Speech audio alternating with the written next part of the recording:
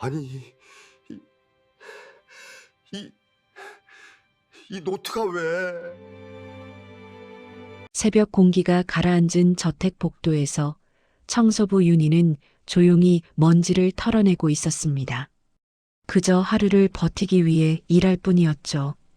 그런데 그녀가 떨어뜨린 낡은 수첩 하나를 회장 강도연이 주워드는 순간 그의 표정이 완전히 굳었습니다. 바램 표지, 오래된 잉크, 어린아이의 서툰 글씨, 그리고 딱 한 문장. 4월 12일 날 산에서 사람을 구했다. 도연의 손끝이 떨렸습니다. 30년 전 아무 흔적도 남기지 않은 채 사라졌던 자신의 목숨을 구해준 그 작은 소녀. 오직 본인만 알고 있던 그 사건의 날짜가 청소부 윤희의 외할머니 수첩에 적혀 있었던 겁니다. 도연은 숨을 삼켰습니다. 설마 이 아이가? 그 순간부터 저택의 공기는 뒤집혔습니다. 누군가는 윤희를 의심했고 누군가는 그녀를 내쫓으려 했으며 도연은 평생 품고 있던 비밀과 마주해야 했습니다. 그리고 모두가 몰랐습니다. 이 낡은 수첩 한 권이 30년 동안 멈춰있던 인연을 다시 움직이기 시작했다는 걸. 도연의 인생도 윤희의 운명도 돌이킬 수 없게 바뀌려 하고 있었습니다. 본격적인 사연 시작 전에 구독과 좋아요 한번 부탁드리며 여러분께 좋은 기운이 함께하길 바라겠습니다. 지금 어디서 함께하고 계신지 댓글로 알려주시면 그곳에 늘 평안과 행운이 가득하기를 기도하겠습니다. 67살 강도연은 저택 2층 서재 창가에 서 있었습니다. 4월 오후에 햇살이 유리창을 타고 흘러들었지만 그의 얼굴에는 온기가 닿지 않았습니다. 멀리 정원의 나무들이 바람에 흔들렸습니다. 도연은 그 움직임을 오래 바라보았습니다. 30년이 지났지만 어떤 기억은 여전히 선명했습니다. 산사태가 일어난 날의 차가운 흙냄새, 무너지는 소리, 그리고 작은 손이 자신의 팔을 잡아 끌던 감촉. 그 손의 주인은 어린 소녀였습니다. 얼굴도 제대로 보지 못했습니다. 혼란 속에서 그는 정신을 잃었고 깨어났을 때 소녀는 이미 사라진 뒤였습니다. 마을 사람들은 그가 혼자 빠져나왔다고 말했습니다. 하지만 도연은 알고 있었습니다. 누군가 자신을 구했다는 것을. 50살 비서 최성우가 조용히 문을 두드렸습니다. 도연은 창가에서 돌아섰습니다. 들어오세요. 성우는 서류 몇 장을 책상 위에 놓았습니다. 새로 들어온 직원 명단입니다. 오늘부터 청소 인력이 일부 교체됩니다.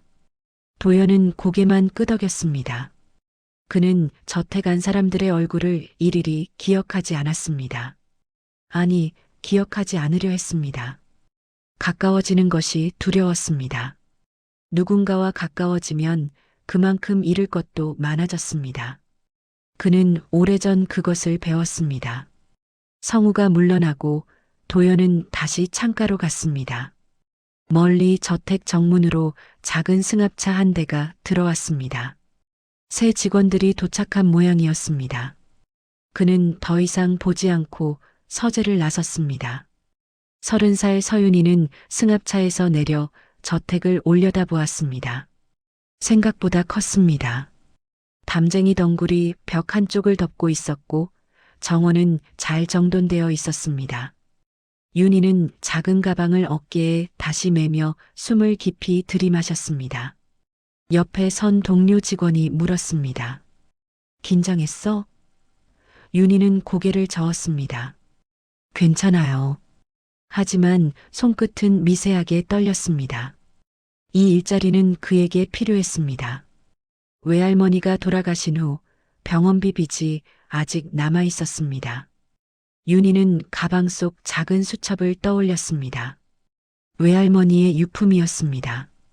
낡고 바랜 표지에는 아무 글자도 없었지만 그 안에는 할머니가 어릴 적 그린 그림들이 가득했습니다.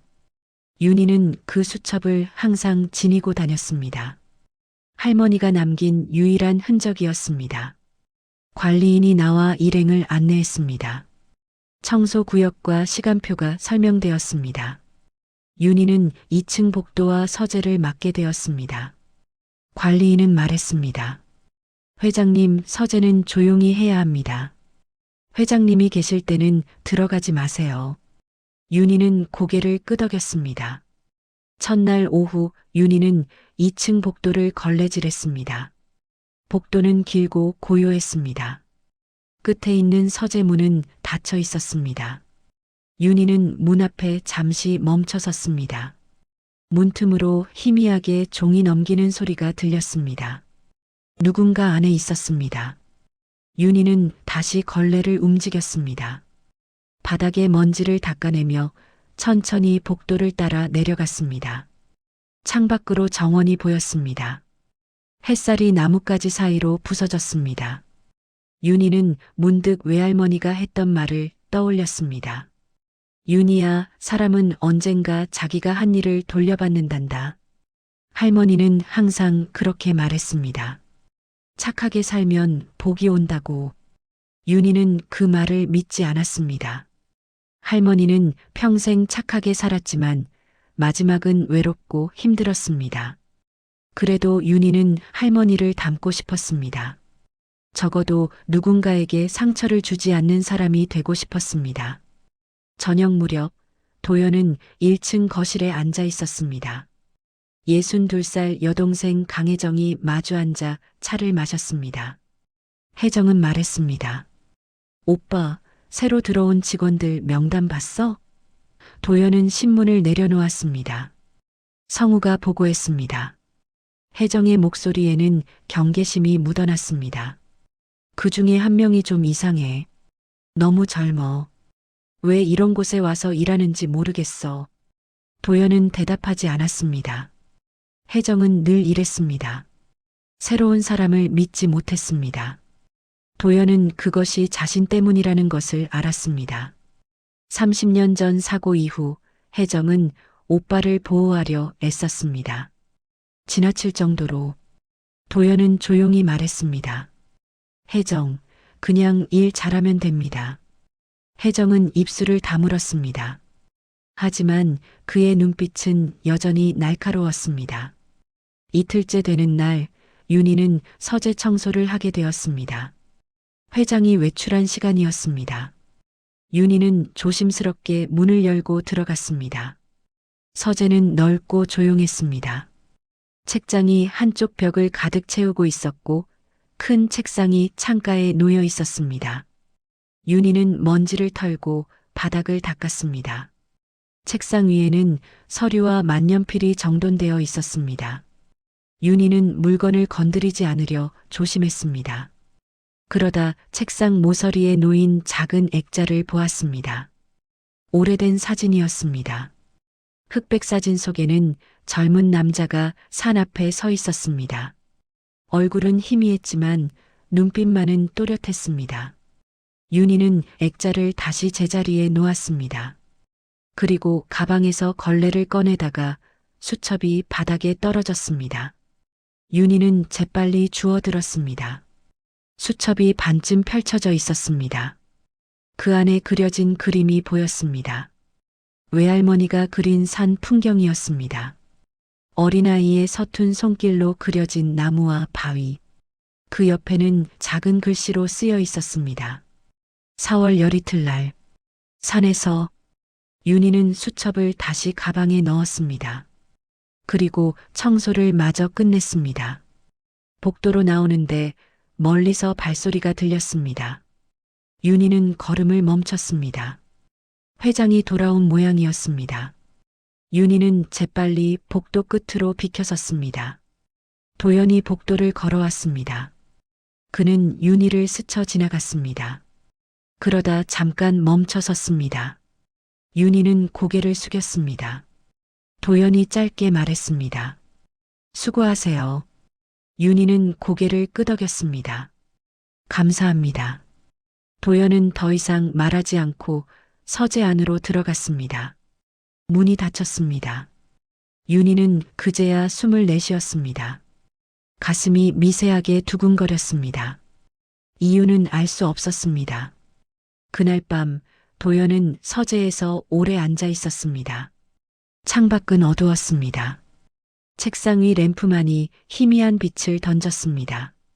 도연은 오래된 앨범을 펼쳤습니다. 사고가 있던 해의 사진들이었습니다. 산 앞에서 찍은 사진, 젊었던 자신의 모습, 그리고 그 옆에 있던 사람들, 모두 흐릿했습니다. 시간이 기억을 지워갔습니다. 하지만 한 가지는 여전히 선명했습니다. 자신을 끌어준 그 작은 손의 온기. 도연은 앨범을 덮었습니다. 그리고 창밖을 바라보았습니다. 정원의 나무들이 바람에 흔들렸습니다. 어둠 속에서 그 움직임은 마치 누군가의 손짓 같았습니다. 사흘째, 윤희는 복도에서 혜정과 마주쳤습니다. 혜정은 윤희를 위아래로 훑어보았습니다. 새로운 직원이군요. 윤희는 고개를 숙였습니다. 네, 서윤희입니다. 혜정은 잠시 말이 없었습니다. 그러다 물었습니다. 어디 출신이에요? 윤희가 대답했습니다. 강원도입니다. 혜정이 되풀이했습니다. 강원도, 어느 지역이죠? 윤희는 잠깐 망설였습니다.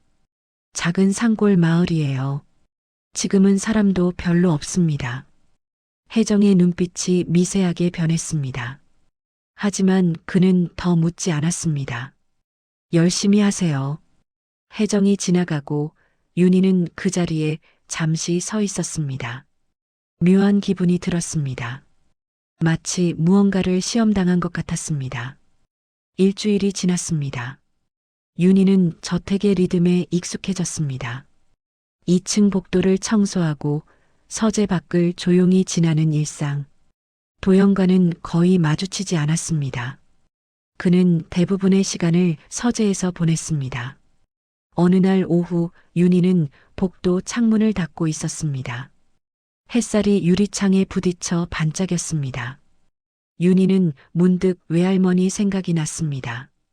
할머니는 창문 닦는 것을 좋아했습니다. 깨끗한 창으로 보는 세상은 다르단다. 할머니는 늘 그렇게 말했습니다. 윤희는 가방에서 수첩을 꺼냈습니다. 잠깐 쉬는 시간이었습니다. 수첩을 펼쳐 그림들을 들여다보았습니다. 산 풍경, 나무, 작은 집, 할머니가 어릴 적 본 것들이었습니다. 그중 한 장에는 사람이 그려져 있었습니다. 아주 작게, 거의 알아보기 힘들 정도로. 하지만 윤희는 그 그림을 볼 때마다 할머니의 목소리가 들리는 것 같았습니다. 윤희야, 나는 한 번 사람을 구한 적이 있단다. 할머니가 했던 말이었습니다. 윤희가 어렸을 때 할머니는 가끔 그 이야기를 했습니다. 산에서 누군가를 도왔다고. 자세한 이야기는 하지 않았습니다. 그저 그 사람이 무사했으면 좋겠다고만 말했습니다. 윤희는 수첩을 덮었습니다. 그리고 다시 걸레를 들었습니다. 복도 끝에서 문이 열리는 소리가 났습니다. 윤희는 고개를 들었습니다. 도연이 서재에서 나오고 있었습니다. 그는 윤희를 보았습니다. 잠깐 멈칫했습니다. 윤희는 얼른 고개를 숙였습니다. 도연이 다가왔습니다. 그리고 조용히 물었습니다. 일은 괜찮습니까? 윤희는 고개를 들었습니다. 도연의 얼굴은 무표정했지만 눈빛에는 무언가 깊은 것이 있었습니다. 네, 괜찮습니다. 도연은 더 말하지 않았습니다. 그저 고개만 끄덕이고 복도를 내려갔습니다. 윤희는 그의 뒷모습을 바라보았습니다. 어깨가 조금 처져 있었습니다. 외로워 보였습니다. 그날 저녁 도연은 혼자 저택 정원을 걸었습니다. 4월의 바람이 차가웠습니다. 나뭇가지들이 서걱거렸습니다. 도연은 오래된 벤치에 앉았습니다. 하늘이 어두워지고 있었습니다. 그는 다시 30년 전을 떠올렸습니다. 산사태, 무너지는 소리, 그리고 그 작은 손. 도연은 평생 그 손의 주인을 찾으려 했습니다. 하지만 단서는 없었습니다. 마을 사람들도 아무도 기억하지 못했습니다. 시간이 지나며 도연은 포기했습니다. 아니, 포기하는 척 했습니다. 하지만 가끔, 아주 가끔 그는 여전히 그 손을 느꼈습니다. 꿈속에서 혹은 깨어 있을 때도 마치 그 기억이 그를 놓아주지 않는 것처럼 도연은 벤치에서 일어났습니다. 저택으로 돌아가는 길, 그는 2층 창문을 올려다보았습니다. 불빛이 하나 켜져 있었습니다. 누군가 아직 일하고 있었습니다. 도연은 더 이상 보지 않고 안으로 들어갔습니다. 2층 복도에서 윤희는 마지막 청소를 끝내고 있었습니다. 해가 완전히 지고 복도는 고요했습니다. 윤희는 가방을 메고 계단을 내려가려다 문득 서재 문 앞에 멈춰 섰습니다. 문틈으로 희미한 빛이 새어나왔습니다. 누군가 안에 있었습니다. 윤희는 잠깐 망설이다가 그냥 지나쳤습니다. 계단을 내려가며 윤희는 다시 외할머니를 떠올렸습니다. 할머니가 남긴 수첩, 그 안의 그림들, 그리고 그 이야기. 나는 한 번 사람을 구한 적이 있단다. 윤희는 알지 못했습니다. 그 이야기가 지금 이 저택과 어떻게 연결되어 있는지, 그리고 그것이 곧 모든 것을 바꿀 것이라는 사실을. 복도의 불이 하나씩 꺼졌습니다. 저택은 다시 어둠 속으로 잠겼습니다. 하지만 어딘가에서 작은 빛 하나가 여전히 깜빡이고 있었습니다. 강도연은 이른 아침 산책을 나섰습니다. 5월 초의 공기는 아직 서늘했습니다. 정원의 장미가 피어나기 시작했지만 도연은 그것을 보지 않았습니다. 그의 시선은 멀리 산 너머를 향하고 있었습니다. 요 며칠 그는 이상한 기분에 사로잡혀 있었습니다. 마치 무언가 가까이 다가온 것 같은, 하지만 손에 잡히지 않는 느낌이었습니다. 서재로 돌아왔을 때 50살 비서 최성우가 기다리고 있었습니다. 성우는 조심스럽게 말했습니다. 회장님, 혜정 이사님께서 오전에 들르신다고 하셨습니다. 도연은 고개를 끄덕였습니다. 혜정이 자주 찾아오는 것은 아니었습니다. 무슨 일이 있는 모양이었습니다. 30살 서윤이는 2층 복도 창문을 닫고 있었습니다. 햇살이 유리창을 통과해 바닥에 무늬를 만들었습니다. 윤희는 그 빛의 움직임을 잠시 바라보았습니다. 외할머니는 빛을 좋아했습니다. 빛은 거짓말을 하지 않는단다. 할머니의 목소리가 기억 속에서 울렸습니다. 윤희는 다시 걸레를 움직였습니다. 일에 집중해야 했습니다. 이 자리를 잃을 수 없었습니다. 복도 끝에서 발소리가 들렸습니다. 윤희는 고개를 들었습니다. 62살 강혜정이 걸어오고 있었습니다. 혜정의 표정은 차가웠습니다. 윤희는 얼른 고개를 숙였습니다. 안녕하세요. 혜정은 대답하지 않고 윤희를 지나쳤습니다. 하지만 몇 걸음 가다가 멈춰 섰습니다. 잠깐. 윤희는 걸레를 놓고 돌아섰습니다. 혜정이 물었습니다. 요즘 오빠 서재 청소는 누가 하나요? 윤희가 대답했습니다. 제가 맡고 있습니다. 혜정의 눈빛이 날카로워졌습니다. 서재에서 뭔가 이상한 점은 없었어요? 윤희는 당황했습니다. 이상한 점이요? 혜정은 잠시 윤희를 바라보았습니다. 아니, 됐어요. 그냥 조심해서 하세요. 서재는 중요한 곳이니까.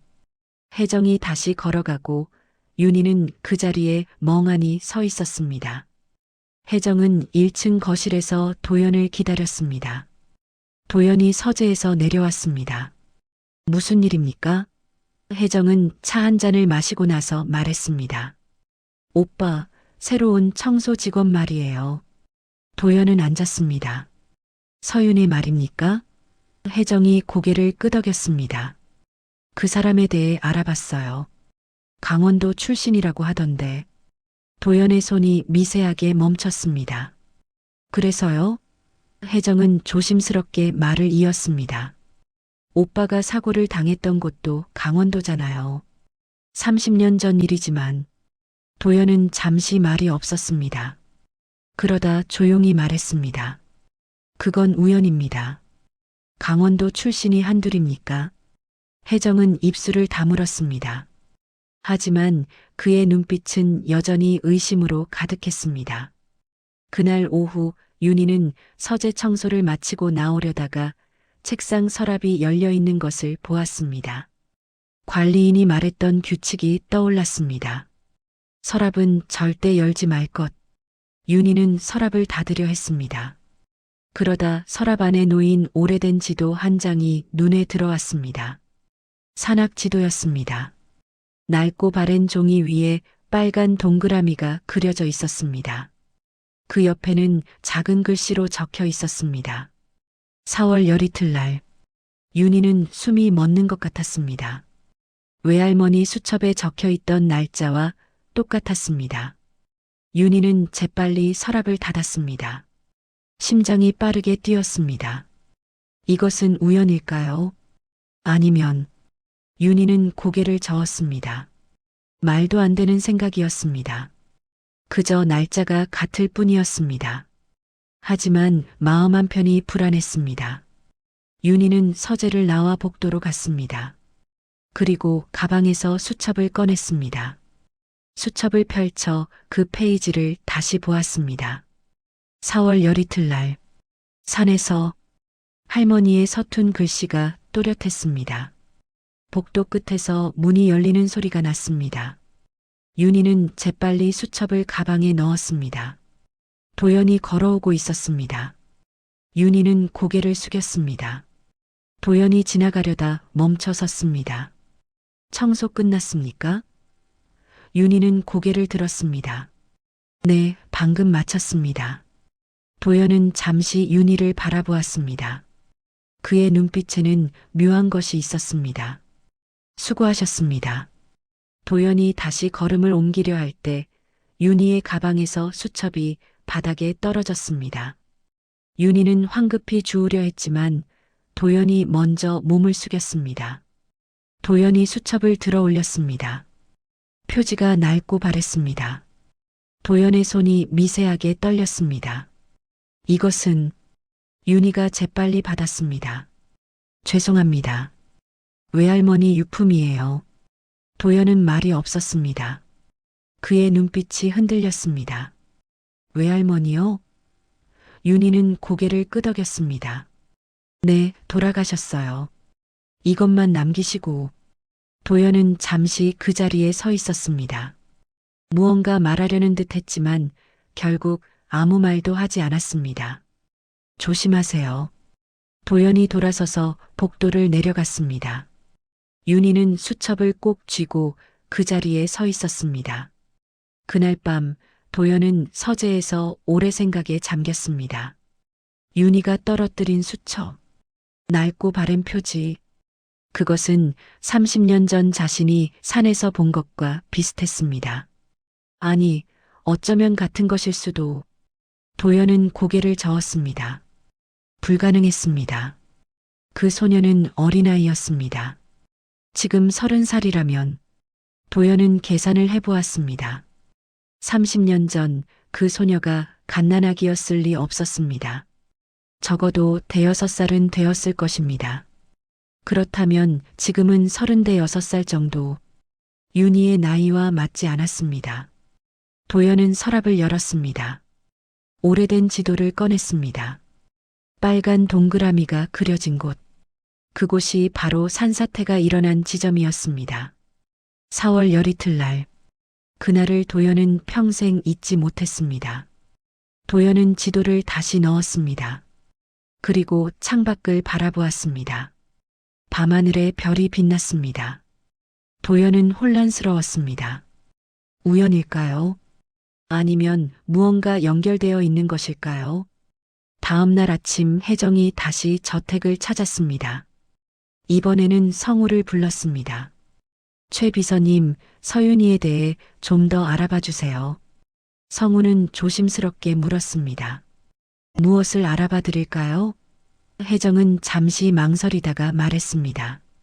가족관계요. 특히 외할머니에 대해서. 성우는 고개를 끄덕였습니다. 알겠습니다. 혜정이 덧붙였습니다. 조용히 해주세요. 오빠는 모르게. 성우는 대답하지 않았습니다. 하지만 그의 표정은 복잡했습니다. 윤희는 그날 복도 청소를 하다가 혜정과 다시 마주쳤습니다. 혜정은 윤희를 불렀습니다. 서윤희 씨. 윤희는 걸음을 멈췄습니다. 네. 혜정이 다가왔습니다. 외할머니가 강원도 분이시라고 들었어요. 윤희는 고개를 끄덕였습니다. 네, 그렇습니다. 혜정이 물었습니다. 어느 마을이었죠? 윤희는 잠깐 망설였습니다. 작은 산골이에요. 지금은 거의 폐촌이 됐습니다. 혜정의 눈빛이 날카로워졌습니다. 마을 이름이 뭐죠? 윤희는 대답했습니다. 청송마을이요. 혜정은 그 이름을 되뇌었습니다. 청송. 그리고는 더 이상 묻지 않고 돌아섰습니다. 윤희는 그 자리에 서서 혜정의 뒷모습을 바라보았습니다. 불안한 기분이 들었습니다. 마치 무언가 잘못되어 가는 것 같았습니다.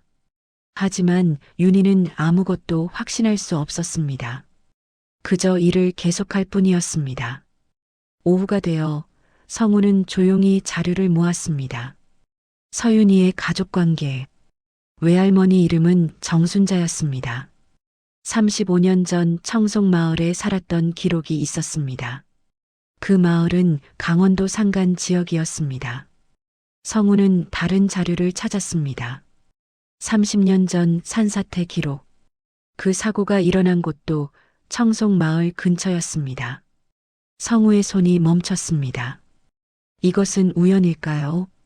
성우는 혜정에게 보고하지 않았습니다. 대신 도연을 찾았습니다. 서재 문을 두드렸습니다. 회장님, 잠깐 말씀드릴 것이 있습니다.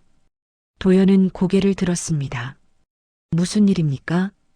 성우는 조심스럽게 말했습니다. 서윤희 씨에 대한 자료입니다. 혜정 이사님께서 조사를 부탁하셨습니다. 도연의 표정이 굳었습니다. 왜 혜정이 그런 일을? 성우는 대답하지 않았습니다.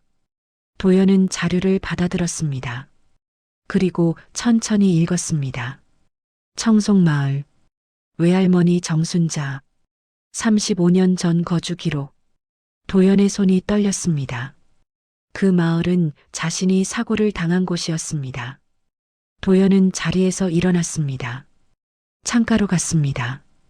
밖에는 윤희가 정원에서 쓰레기를 치우고 있었습니다. 도연은 그 모습을 오래 바라보았습니다. 그리고 다시 의문이 들었습니다. 만약 정말 연결되어 있다면. 하지만 어떻게? 윤희는 너무 어렸습니다. 그 소녀가 될 수 없었습니다. 저녁 무렵 도연은 혼자 정원을 걸었습니다. 5월의 바람이 따뜻했습니다. 장미 향기가 코끝을 스쳤습니다. 도연은 벤치에 앉았습니다. 30년 전 그날이 또 떠올랐습니다. 무너지는 소리, 흙냄새, 그리고 작은 손. 도연은 눈을 감았습니다. 그 손의 온기가 아직도 느껴졌습니다. 괜찮아요. 제가 있어요. 작은 목소리가 기억 속에서 울렸습니다. 도연은 눈을 떴습니다. 그 목소리는 누구였을까요? 정원 끝에서 윤희가 걸어왔습니다. 그는 도연을 보고 멈칫했습니다. 도연이 먼저 말했습니다. 괜찮습니다. 일 마치고 가는 길입니까? 윤희는 고개를 끄덕였습니다. 네, 오늘 일과가 끝났습니다. 도연은 잠시 망설이다가 물었습니다. 외할머니는 언제 돌아가셨습니까? 윤희는 조금 놀란 표정을 지었습니다. 작년 겨울이요. 도연이 다시 물었습니다. 외할머니는 어떤 분이셨습니까? 윤희는 잠시 생각했습니다. 착한 분이셨어요. 평생 남을 도우며 사셨죠. 도연은 더 이상 묻지 않았습니다. 윤희는 조심스럽게 말했습니다. 그럼 먼저 가보겠습니다. 도연은 고개만 끄덕였습니다. 윤희가 떠나고 도연은 벤치에 오래 앉아 있었습니다. 하늘이 어두워졌습니다. 별이 하나씩 나타났습니다. 도연은 혼란스러웠습니다. 모든 것이 우연처럼 보였지만 동시에 우연이 아닌 것처럼 느껴졌습니다. 그날 밤 도연은 잠을 이루지 못했습니다. 다음 날 혜정은 성우에게서 보고를 받았습니다. 청송마을 출신이 맞습니다. 그리고 성우는 잠시 말을 멈췄습니다. 그 마을이 30년 전 산사태 현장 근처입니다. 혜정의 얼굴이 굳었습니다. 그럼 성우는 조심스럽게 말했습니다. 하지만 서윤희 씨는 나이가 맞지 않습니다. 당시 사건과 직접 연결될 수 없습니다. 혜정은 잠시 생각에 잠겼습니다. 외할머니는요? 성우가 대답했습니다. 정순자, 당시 청송마을에 살았던 기록이 있습니다. 혜정의 눈빛이 변했습니다. 혜정은 곧바로 도연을 찾았습니다. 오빠, 서윤이 그 사람 조심해야 해요. 도연은 책을 내려놓았습니다. 무슨 말입니까? 혜정이 말했습니다. 그 사람 외할머니가 30년 전 그 마을에 살았대요. 오빠가 사고 당한 곳이요. 도연은 잠시 말이 없었습니다. 혜정이 계속했습니다. 이건 우연이 아니에요. 뭔가 목적이 있는 거예요. 도연은 조용히 말했습니다. 목적이라뇨? 혜정의 목소리가 높아졌습니다. 오빠 재산이죠. 아니면 다른 뭔가를. 도연은 고개를 저었습니다. 혜정, 그건 억측입니다. 하지만 혜정은 물러서지 않았습니다. 오빠는 너무 순진해요. 세상 사람들이 다 착한 게 아니에요. 도연은 더 이상 대답하지 않았습니다. 혜정이 나가고 도연은 혼자 남았습니다. 창밖을 바라보았습니다. 정원에서 윤희가 꽃을 돌보고 있었습니다. 그 모습은 평화로웠습니다. 도연은 혼란스러웠습니다. 혜정의 말이 맞을까요? 아니면 정말 우연일까요? 도연은 알 수 없었습니다. 하지만 한 가지는 확실했습니다. 자신의 마음이 흔들리고 있다는 것. 저택에 어둠이 내렸습니다. 각자의 방에서 각자의 생각에 잠긴 사람들이 있었습니다. 진실은 아직 드러나지 않았습니다. 하지만 의심과 오해는 점점 커져갔습니다. 그리고 누구도 알지 못했습니다. 이 모든 것이 어디로 향하고 있는지. 강도연은 며칠째 잠을 제대로 이루지 못했습니다. 5월 중순의 아침이 밝았지만 그의 얼굴에는 피로가 역력했습니다. 서재 책상 위에는 30년 전 사고 관련 서류들이 펼쳐져 있었습니다. 도연은 그것들을 하나씩 다시 읽었습니다. 산사태 발생 시각, 구조 시각, 그 사이의 공백. 누군가 자신을 구했다는 기억만 남아있을 뿐 기록에는 아무것도 없었습니다. 50살 비서 최성우가 문을 두드렸습니다. 회장님, 찾아보신 자료입니다. 성우는 오래된 파일 몇 개를 건넸습니다. 도연은 그것을 받아들었습니다. 이게 전부입니까? 성우가 조심스럽게 말했습니다. 당시 구조대 기록인데요. 정식 기록에는 회장님 혼자 발견된 것으로 되어 있습니다. 하지만 성우는 잠시 말을 멈췄습니다. 하지만 도연이 물었습니다. 성우는 다른 서류 한 장을 꺼냈습니다. 비공식 증언이 하나 있습니다. 당시 마을 사람 중 한 명이 작은 소녀를 봤다고 했답니다. 회장님이 발견된 장소 근처에서요. 도연의 손이 떨렸습니다. 소녀요?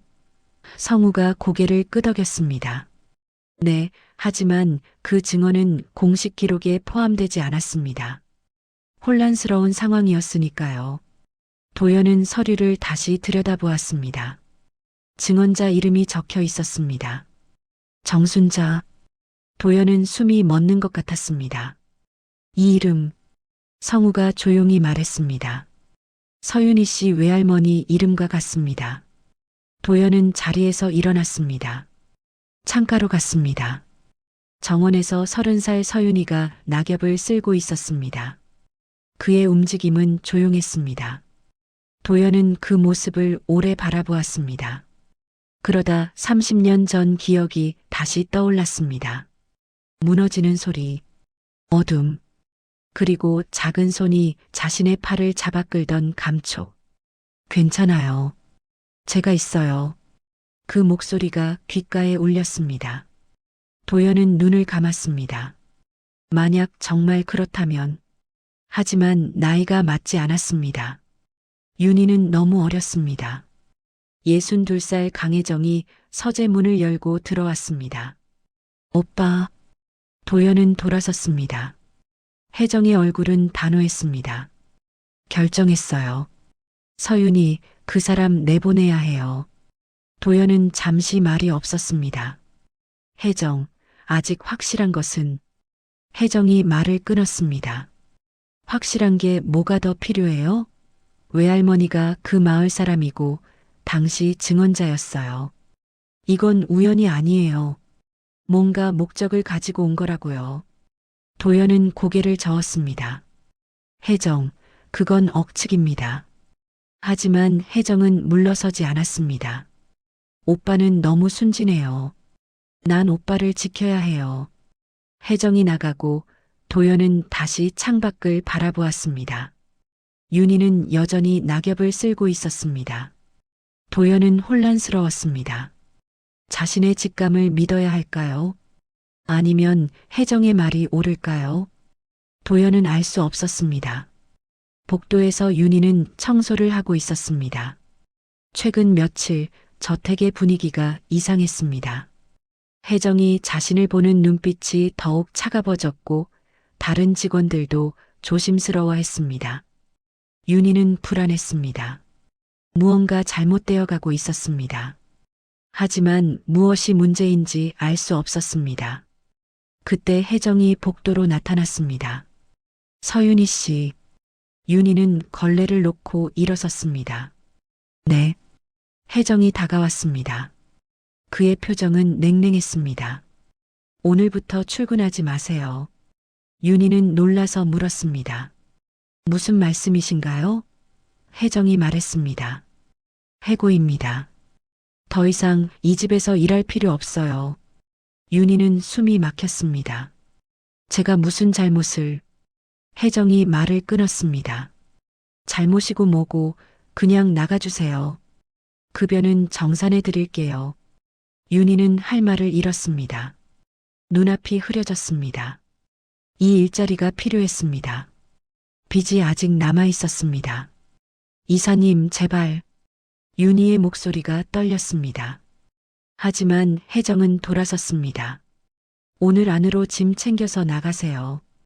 혜정이 사라지고 윤희는 그 자리에 주저앉았습니다. 손이 떨렸습니다. 무슨 일이 벌어진 걸까요? 성우가 복도를 지나다가 윤희를 보았습니다. 그는 잠시 멈칫했습니다. 그리고 조심스럽게 다가왔습니다. 무슨 일입니까? 윤희는 고개를 들지 못했습니다. 해고됐어요. 성우는 한숨을 쉬었습니다. 혜정 이사님이. 윤희가 물었습니다. 제가 뭘 잘못한 건가요? 성우는 대답하지 못했습니다. 그저 안타까운 표정으로 윤희를 바라볼 뿐이었습니다. 저녁 무렵 도연은 혜정이 윤희를 해고했다는 소식을 들었습니다. 도연은 혜정을 찾았습니다. 왜 내 허락도 없이 그런 결정을... 혜정이 대답했습니다. 오빠를 위해서예요. 그 사람은 위험해요. 도연은 화가 났습니다. 위험하다니 무슨 근거로? 혜정이 말했습니다. 근거는 충분해요. 외할머니가 당시 증언자였고 그 사람이 여기 온 것 자체가 수상해요. 도연은 고개를 저었습니다. 그건 억측일 뿐입니다. 혜정의 목소리가 높아졌습니다. 오빠는 왜 이해를 못해요? 난 오빠가 다치는 걸 원하지 않아요. 도연은 더 이상 말하지 않았습니다. 혜정도 입을 다물었습니다. 침묵이 흘렀습니다. 도연은 돌아서서 나갔습니다. 윤희는 작은 방에서 짐을 쌌습니다. 많지 않았습니다. 옷 몇 벌과 외할머니의 수첩. 윤희는 수첩을 꺼내 들었습니다. 표지가 낡고 바랬습니다. 윤희는 수첩을 펼쳤습니다. 할머니가 그린 산 풍경이 보였습니다. 그리고 그 옆에 글씨 4월 열이틀날 산에서. 윤희는 문득 깨달았습니다. 이것 때문일까요? 이 수첩이 문제였을까요? 윤희는 수첩의 다른 페이지를 넘겼습니다. 거기에는 어린아이의 서툰 글씨로 적혀 있었습니다. 오늘 사람을 구했어요. 무서웠지만 괜찮다고 말했어요. 그 사람이 살았으면 좋겠어요. 윤희는 그 글을 읽으며 눈물이 흘렀습니다. 외할머니가 어렸을 때 쓴 글이었습니다. 할머니는 정말 누군가를 구한 적이 있었던 것입니다. 윤희는 수첩을 닫았습니다. 그리고 조용히 눈물을 닦았습니다. 그날 밤 도연은 서재에서 다시 자료들을 펼쳤습니다. 증언자 정순자, 당시 5살 소녀, 구조대가 오기 전 회장을 끌어낸 사람. 도연은 계산을 다시 했습니다. 30년 전 6살이었다면 지금은 36살에서 37살. 윤희는 30살. 나이가 맞지 않았습니다. 도연은 혼란스러웠습니다. 그렇다면 윤희는 구조자가 아닌 것일까요? 성우가 다시 서재를 찾았습니다. 회장님, 한 가지 더 찾았습니다. 도연은 고개를 들었습니다. 성우는 오래된 신문 기사 사본을 건넸습니다. 당시 마을 소식을 다룬 지역 신문입니다. 도연은 기사를 읽었습니다. 거기에는 작은 사진 한 장이 있었습니다. 흐릿한 흑백 사진. 산사태 현장에서 찍은 것이었습니다. 그 한쪽 구석에 작은 소녀가 서 있었습니다. 얼굴은 잘 보이지 않았습니다. 하지만 손에 무언가를 들고 있었습니다. 작은 수첩처럼 보였습니다. 도연의 심장이 빠르게 뛰었습니다. 이 수첩, 성우가 조심스럽게 말했습니다. 서윤희 씨가 가지고 다니는 것과 비슷해 보입니다. 도연은 사진을 다시 들여다보았습니다. 소녀의 모습, 그리고 수첩, 모든 것이 연결되는 것 같았습니다. 하지만 여전히 확신할 수 없었습니다. 도연은 자리에서 일어났습니다. 윤희 씨는 어디 있습니까? 성우가 대답했습니다. 직원 숙소에 있을 겁니다. 내일 아침 떠난다고 들었습니다. 도연은 서재를 나섰습니다. 복도를 걸었습니다. 계단을 내려갔습니다. 정원을 지나 직원 숙소로 향했습니다. 밤 공기가 차가웠습니다. 도연의 발걸음은 빨라졌습니다. 숙소 앞에 도착했을 때 도연은 잠시 멈췄습니다. 창문으로 희미한 불빛이 새어나왔습니다. 도연은 문을 두드렸습니다. 안에서 발소리가 들렸습니다. 문이 열렸습니다. 윤희가 서 있었습니다. 그의 눈은 빨갛게 부어 있었습니다. 회장님, 윤희는 놀란 표정을 지었습니다. 도연은 조용히 말했습니다. 외할머니 수첩을 보여줄 수 있습니까? 윤희는 잠시 망설이다가 방 안으로 들어갔습니다. 그리고 수첩을 가지고 나왔습니다. 도연은 수첩을 받아들었습니다. 손이 떨렸습니다. 수첩을 펼쳤습니다. 산 풍경 그림, 4월 열이틀날이라는 글씨, 그리고 다음 페이지, 오늘 사람을 구했어요. 어린아이의 서툰 글씨였습니다. 도연은 숨을 멈췄습니다. 모든 것이 맞아떨어졌습니다. 정순자, 당시 5살 소녀, 자신을 구한 사람, 그 소녀가 바로 윤희의 외할머니였던 것입니다. 도연은 수첩을 천천히 닫았습니다. 그리고 윤희를 바라보았습니다. 윤희는 고개를 숙이고 있었습니다. 도연이 조용히 물었습니다. 외할머니가 그때 거기 계셨군요. 윤희는 고개를 들었습니다. 눈에 눈물이 고였습니다. 저는 몰랐어요. 할머니가 누굴 구했는지 그냥 어릴 때 한 일이라고만 하셨어요. 도연은 말이 없었습니다. 윤희가 계속했습니다. 저는 정말 아무것도 모르고 여기 왔어요. 그냥 일자리가 필요해서. 윤희의 목소리가 떨렸습니다. 도연은 수첩을 윤희에게 돌려주었습니다. 그리고 한참을 말없이 서 있었습니다. 30년을 찾아 헤맸던 사람. 그 사람의 손녀가 바로 여기 있었던 것입니다.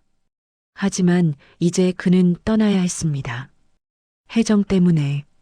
도연은 가슴이 아팠습니다. 윤희가 말했습니다. 죄송합니다. 제가 문제를 일으킨 것 같아요. 도연은 고개를 저었습니다. 아닙니다. 당신 잘못이 아닙니다. 도연은 더 이상 말하지 못했습니다. 그저 고개만 숙였습니다. 그리고 돌아섰습니다. 숙소를 나와 정원을 걷는데 도연은 가슴이 답답했습니다. 30년 만에 찾은 사람의 가족. 하지만 그는 아무것도 할 수 없었습니다. 혜정의 의심, 자신의 무력함, 모든 것이 도연을 짓눌렀습니다. 도연은 벤치에 앉았습니다. 밤하늘에 별이 빛났습니다. 하지만 도연에게는 아무것도 보이지 않았습니다. 다음 날 아침 윤희는 짐을 들고 저택을 나섰습니다. 아무도 배웅하지 않았습니다. 정문을 나서며 윤희는 한번 뒤돌아보았습니다. 저택이 아침 햇살 속에 서 있었습니다. 윤희는 눈물을 참았습니다. 그리고 다시 앞을 보며 걸었습니다. 서재에서 도연은 창문 너머로 윤희가 떠나는 모습을 바라보았습니다. 작은 뒷모습이 점점 멀어졌습니다. 도연은 손으로 유리창을 짚었습니다. 차가운 감촉이 전해졌습니다. 도연은 눈을 감았습니다. 30년 전 그 작은 손의 온기가 다시 느껴졌습니다. 괜찮아요. 제가 있어요. 그 목소리가 귓가에 맴돌았습니다. 성우가 조용히 서재로 들어왔습니다. 회장님. 도연은 눈을 떴습니다. 성우가 말했습니다. 윤희 씨가 떠났습니다. 도연은 고개만 끄덕였습니다. 성우는 더 이상 말하지 않았습니다. 침묵이 서재를 채웠습니다. 저택은 다시 고요해졌습니다. 하지만 그 고요함은 이전과 달랐습니다. 무언가 깨진 것 같았습니다. 복구할 수 없는 것이 부서진 것 같았습니다. 도연은 혼자 서재에 남았습니다. 창밖으로 정원의 나무들이 바람에 흔들렸습니다. 도연은 그 움직임을 오래 바라보았습니다. 그리고 깨달았습니다. 자신이 무엇을 잃어버렸는지. 강도연은 사흘째 서재에서 나오지 않았습니다. 30살 서윤이가 떠난 후 저택은 더욱 고요해졌습니다. 5월 말에 햇살이 창문을 통해 들어왔지만 도연은 그것을 느끼지 못했습니다. 책상 위에는 외할머니 정순자의 기록과 오래된 신문 사진이 놓여 있었습니다. 도연은 그것들을 수없이 들여다보았습니다. 30년을 찾아 헤맸던 그 소녀. 그 소녀의 손녀가 바로 곁에 있었는데 자신은 아무것도 하지 못했습니다. 50살 비서 최성우가 조심스럽게 문을 두드렸습니다. 회장님, 중요한 것을 찾았습니다. 도연은 고개를 들었습니다. 성우는 낡은 병원 기록 한 장을 건넸습니다. 당시 회장님이 후송된 병원 기록인데요. 여기 보시면. 성우가 한 줄을 가리켰습니다. 회장님이 깨어나셨을 때 하신 첫 말이 기록되어 있습니다. 도연은 그 줄을 읽었습니다. 작은 아이가 나를 구했다. 손이 작고 따뜻했다. 도연의 손이 떨렸습니다. 성우가 계속했습니다. 그리고 이것도요. 성우는 다른 서류를 꺼냈습니다. 당시 마을 주민 명단입니다. 정순자 여 당시 6살. 부모와 함께 청송 마을 거주. 도연은 숨을 깊이 들이마셨습니다. 모든 조각이 맞아떨어졌습니다. 6살 소녀 정순자가 자신을 구했고 그 소녀가 나중에 결혼해서 손녀 윤희를 낳았던 것입니다. 도연은 자리에서 일어났습니다. 윤희 씨는 지금 어디 있습니까? 성우가 대답했습니다. 알아봤습니다. 시내 작은 고시원에 계신다고 합니다. 도연은 외투를 입었습니다. 성우가 놀라서 물었습니다. 지금 가시려고요? 도연은 고개를 끄덕였습니다. 너무 늦기 전에 가야 합니다. 도연은 서재를 나섰습니다. 복도를 지나 계단을 내려가는데 62살 강혜정이 서 있었습니다. 오빠 어디 가세요? 도연은 멈춰 섰습니다. 윤희 씨를 만나러 갑니다. 혜정의 얼굴이 굳었습니다. 아직도 그 사람한테. 도연이 조용히 말했습니다. 혜정, 당신이 틀렸습니다. 도연은 성우가 건넨 서류들을 혜정에게 보여주었습니다. 윤희 씨 외할머니가 30년 전 나를 구한 그 소녀였습니다. 6살 아이가 산사태 속에서 나를 끌어냈어요. 윤희 씨는 아무것도 모르고 여기 왔습니다. 그저 일자리가 필요해서. 혜정은 서류를 받아들었습니다. 천천히 읽었습니다. 얼굴이 점점 창백해졌습니다. 그럼 혜정의 목소리가 떨렸습니다. 내가 잘못 판단한 거예요? 도연은 대답하지 않았습니다. 그저 고개만 숙였습니다. 혜정은 한참을 말이 없었습니다. 그러다 조용히 말했습니다. 미안해요, 오빠. 난 오빠를 지키려고. 도연이 말했습니다. 알아요. 하지만 이번엔 내가 해야 할 일이 있습니다. 도연은 현관으로 걸어갔습니다. 혜정은 그 뒷모습을 바라보았습니다. 그리고 작게 말했습니다. 다녀오세요. 도전은 차를 타고 시내로 향했습니다. 5월의 거리는 활기찼지만 도연의 마음은 복잡했습니다. 30년 전 그날이 계속 떠올랐습니다. 작은 손의 온기. 괜찮아요. 제가 있어요. 그 목소리. 이제야 그 목소리의 주인을 제대로 알게 된 것입니다. 고시원에 도착했을 때 해가 기울고 있었습니다. 도연은 좁은 계단을 올라갔습니다. 3층 끝방. 도연은 문 앞에서 잠시 멈췄습니다. 그리고 조심스럽게 문을 두드렸습니다. 안에서 발소리가 들렸습니다. 문이 열렸습니다. 윤희가 서 있었습니다. 그는 도연을 보고 깜짝 놀랐습니다. 회장님, 도연은 조용히 말했습니다. 잠깐 이야기할 수 있겠습니까? 윤희는 망설이다가 고개를 끄덕였습니다. 방은 작았습니다. 작은 책상과 침대가 전부였습니다. 도연은 의자에 앉았습니다. 윤희는 침대 끝에 앉았습니다. 침묵이 흘렀습니다. 도연이 먼저 말을 꺼냈습니다. 외할머니 이야기를 들려주실 수 있습니까? 윤희는 조금 놀란 표정을 지었습니다. 그러다 천천히 말했습니다. 할머니는 착한 분이셨어요. 평생 다른 사람을 돕고 사셨죠. 제가 어렸을 때 자주 말씀하셨어요. 어릴 때 산에서 누군가를 구했다고. 무서웠지만 그냥 도와야 할 것 같았대요. 윤희의 목소리가 작아졌습니다. 할머니는 그 사람이 잘 살고 있었으면 좋겠다고 하셨어요. 도연은 눈을 감았습니다. 가슴이 뜨거워졌습니다. 외할머니가 나를 구했습니다. 도연이 조용히 말했습니다. 윤희는 고개를 들었습니다. 네. 도연이 계속했습니다.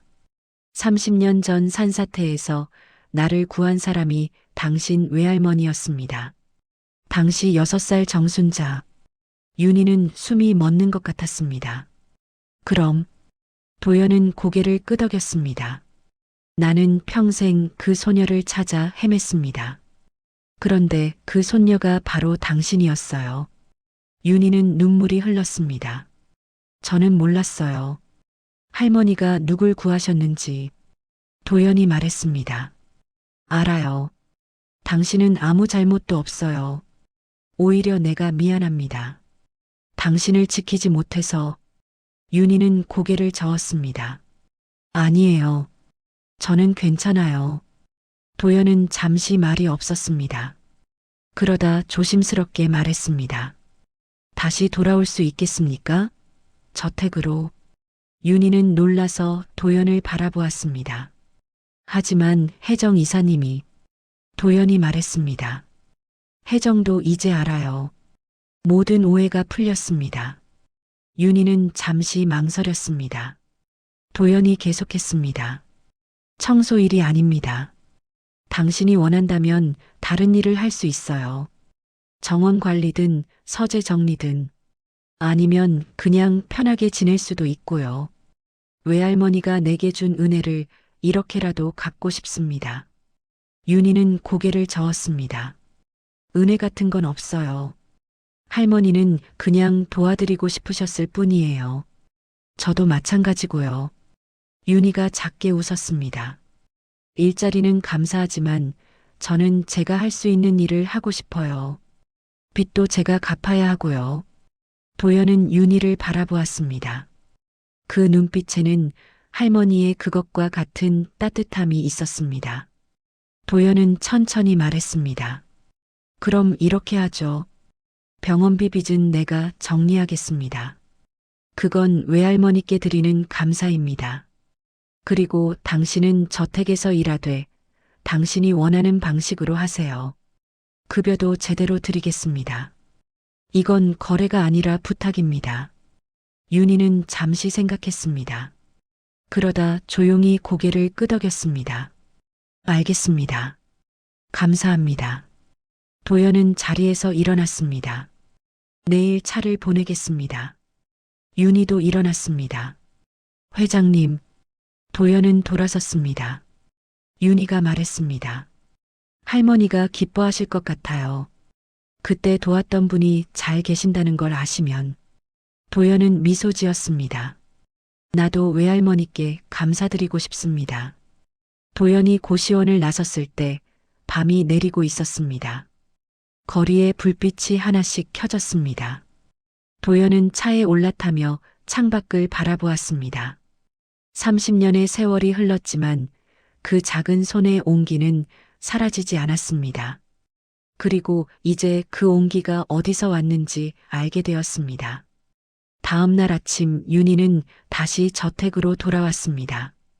현관에서 혜정이 기다리고 있었습니다. 윤희는 조심스럽게 인사했습니다. 안녕하세요. 혜정은 잠시 말이 없었습니다. 그러다 조용히 말했습니다. 미안합니다. 내가 오해했어요. 윤희는 고개를 저었습니다. 괜찮습니다. 저도 이해해요. 혜정은 작게 미소 지었습니다. 잘 부탁합니다. 성우가 윤희를 2층으로 안내했습니다. 이번에는 서재 정리를 맡아주시면 됩니다. 회장님이 원하시는 일이에요.